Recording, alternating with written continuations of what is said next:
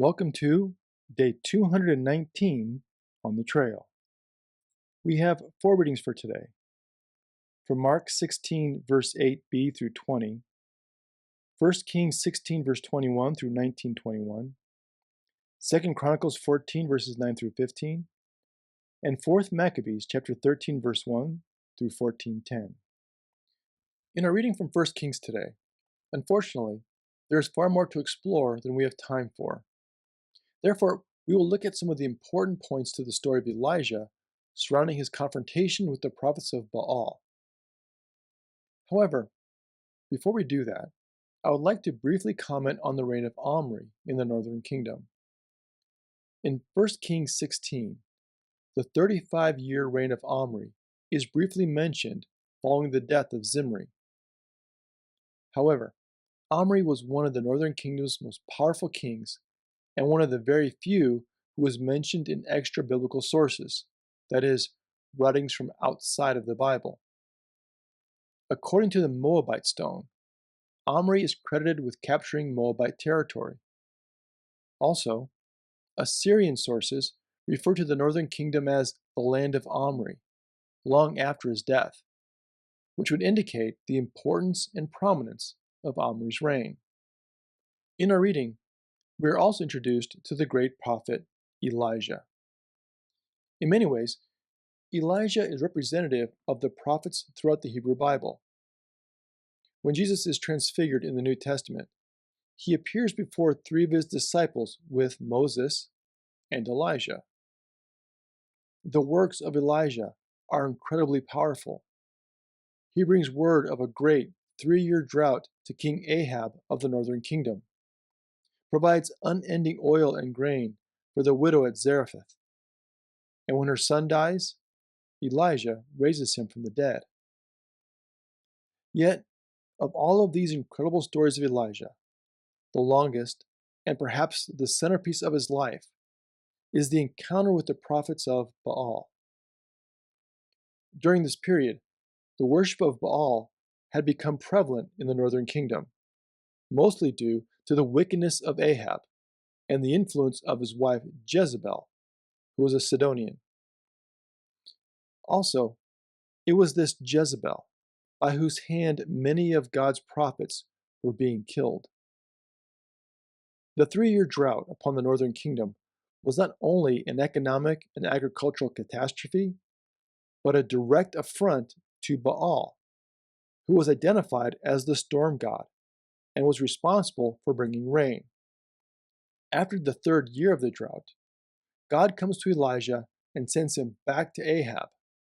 Elijah and King Ahab agree to meet on Mount Carmel, located near the modern city of Haifa and Akko. King Ahab is to assemble Israel there, along with 450 prophets of Baal and 400 prophets of Asherah. From Mount Carmel, Elijah speaks to those gathered. 1 Kings 18, beginning in verse 21. Elijah then came near to all the people and said, "How long will you go limping with two different opinions?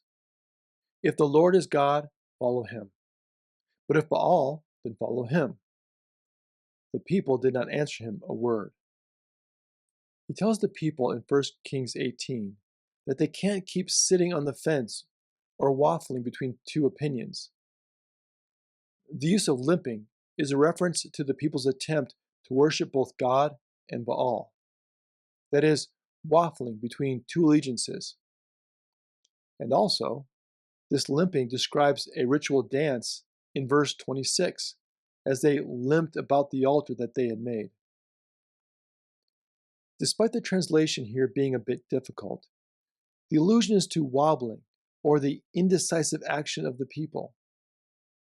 Instead, Elijah demands a decision, and actions which support that decision. We see this same serious warning in Revelation chapter 3, verse 15, and the warning to the church at Laodicea. Revelation chapter 3, beginning in verse 15. "I know your works. You are neither cold nor hot. I wish that you were either cold or hot.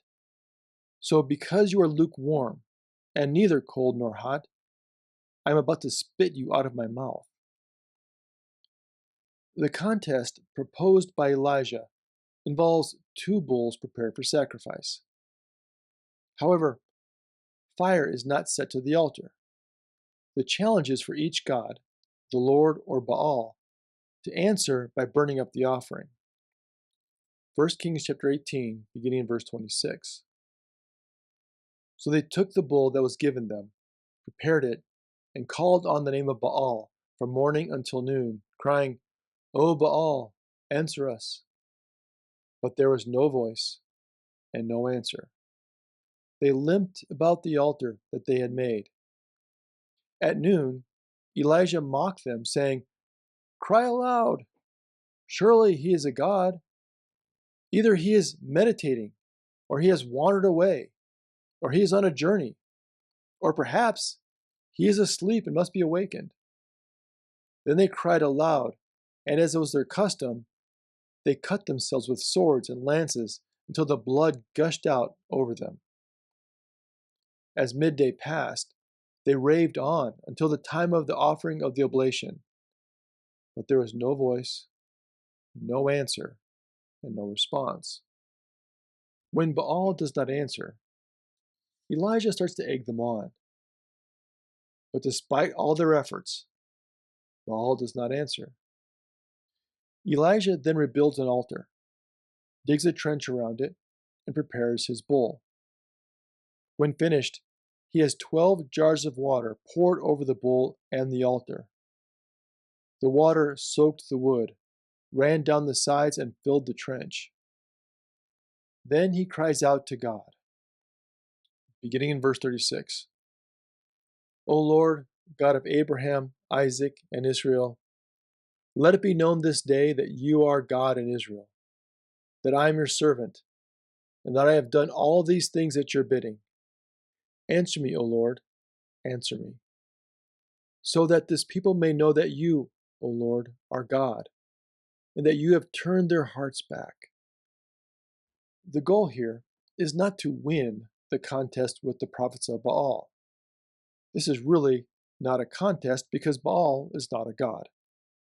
Instead, this event was about drawing the nation back to God. Verse 38. Then the fire of the Lord fell and consumed the burnt offering, the wood, the stones, and the dust, and even licked up the water that was in the trench. When all the people saw it, they fell on their faces and said, The Lord indeed is God. The Lord indeed is God. The people turn to God, support Elijah, and kill all 450 prophets of Baal. And then a storm rises out of the sea and brings an end to the 3-year drought. At this point, we would think that Elijah has reached the pinnacle of his career as a prophet, or a spiritual high point in his life. He has conquered the 450 prophets of Baal, witnessed the end of the drought, and helped turn his people back to God. However, Jezebel threatens to kill Elijah, and instead of standing up to her, something very strange happens. Despite the great victory, Elijah runs. He runs all the way to Beersheba, located in the southern part of Judah, approximately 104 miles away. At Beersheba, he leaves his servant. 1 Kings 19, verse 4. But he himself went a day's journey into the wilderness, and came and sat down under a solitary broom tree. He asked that he might die. It is enough now, O Lord. Take away my life, for I am no better than my ancestors. Why do we see such a dramatic change for Elijah? Was he physically depleted, emotionally drained, or spiritually empty?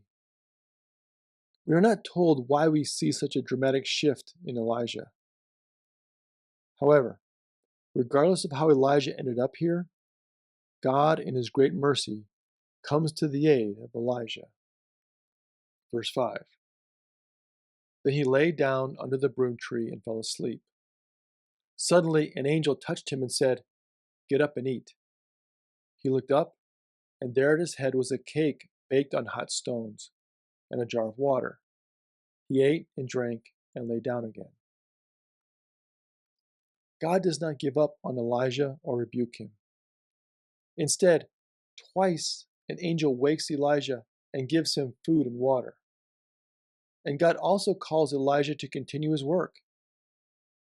Once he has eaten and rested, God sends him to Mount Horeb, also known as Mount Sinai. So Elijah travels another 200 miles to Mount Sinai. Once again, we find a connection between Moses and Elijah and their presence on the Mount of Transfiguration in the Gospels. Also, it is worth noting that in Matthew chapter 5, verse 17, Jesus says this, "Do not think that I have come to abolish the law or the prophets. I have not come to abolish, but to fulfill." As we've discussed previously, the Hebrew Bible is divided into three sections: the Torah, the first 5 books of Moses; the Nevi'im, or the prophets, which includes 1 Kings and the stories of Elijah; and the writings, such as Psalms and Proverbs. The first two of these three sections were considered the most important: the Torah, or the law, and the Nevi'im, the prophets. These are the two sections that Jesus references in Matthew 5:17. But also, Moses typically represents the Torah, the law, and Elijah represents the Nevi'im, or the prophets. Therefore, once again, we see the importance of Elijah in the writings of the New Testament. Now, once arriving at Mount Horeb, Elijah spends the night in a cave. Then God came to Elijah and asked him. 1 Kings 19, beginning in verse 9. When the word of the Lord came to him, saying, "What are you doing here, Elijah?" he answered, "I have been very zealous for the Lord, the God of hosts. For the Israelites have forsaken your covenant, thrown down your altars, and killed your prophets with the sword. I alone am left, and they are seeking my life to take it away." Here we may see a glimpse into the reasons that Elijah flees. It seems that Elijah believes that he is alone. And once again, God does not rebuke Elijah. Instead, he has brought Elijah to this place for a reason: to take him back to the beginning, back to the place where the covenant was established, to the place where it all began. 1 Kings 19, verse 11.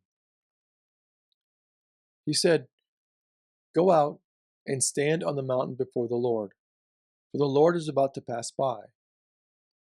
Now there was a great wind, so strong that it was splitting mountains and breaking rocks in pieces before the Lord. But the Lord was not in the wind. And after the wind, an earthquake. But the Lord was not in the earthquake. And after the earthquake, a fire. But the Lord was not in the fire. And after the fire, a sound of sheer silence. When Elijah heard it, he wrapped his face in his mantle and went out and stood at the entrance of the cave. Then there came a voice to him that said, "What are you doing here, Elijah?" The fire, the earthquake, the wind are all present when God gave the covenant to Moses on this same mountain. However, it is the quietness that draws Elijah out of the cave where he is hiding. And in the silence, God asks Elijah the same question: "Why are you here?" And Elijah gives the same answer: "I am alone. I have no one else." We will learn that indeed Elijah is not alone in his faithfulness and dedication to God. However, even if he were alone, God is still with Elijah as he was with Moses. God initiated the entire Exodus experience from a burning bush with a conversation between God himself and Moses alone. Moses was never alone despite his fears. God promised to be with Moses, and he was. Now, Elijah is not alone either. With God, Elijah has all that he needs. As we have said throughout the trail, I believe one of the overarching themes of the Bible, from beginning to end, is this promise: God is with us. As Jesus says at the end of Matthew's Gospel, "And remember, I am with you always, to the end of the age." Thank you for joining us today. Until next time, stay on the trail.